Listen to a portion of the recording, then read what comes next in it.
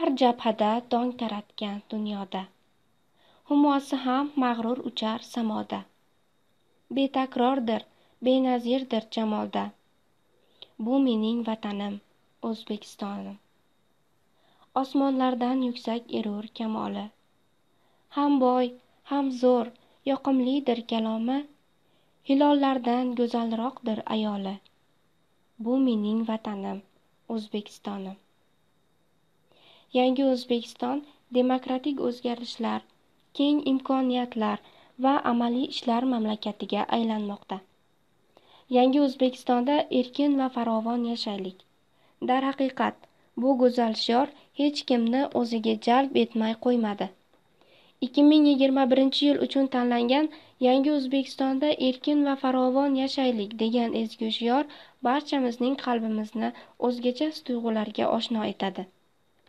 Shu jumladan Farg'ona viloyati So'x tumanida joylashgan 11-sonli umumiy o'rta ta'lim maktabi xodimlari ham mamlakatimiz mustaqilligining 30 yilligini munosib qarshi olish va nishonlash uchun 2 karra ko'proq mehnat qilmoqdalar. Yangi 2021-2022 o'quv yili boshlanishiga oz fursatlar qolmoqda. Maktabda jami 960 ta o'quvchi ta'lim oladi. Yangi o'quv yilini boshlash uchun puxta taraddud ko'rilmoqda. Maktabda o'quvchilarning an'anaviy ta'lim olishlari uchun karantin qoidalariga amal qilinishiga katta e'tibor berilmoqda. Tayyorgarliklar jarayonida o'quvchilarning ota-onalaridan so'rovnomalar olindi. So'rovnoma natijalariga ko'ra, 92% ota-onalar farzandlarining an'anaviy ta'lim olishi tarafdori bo'ldilar.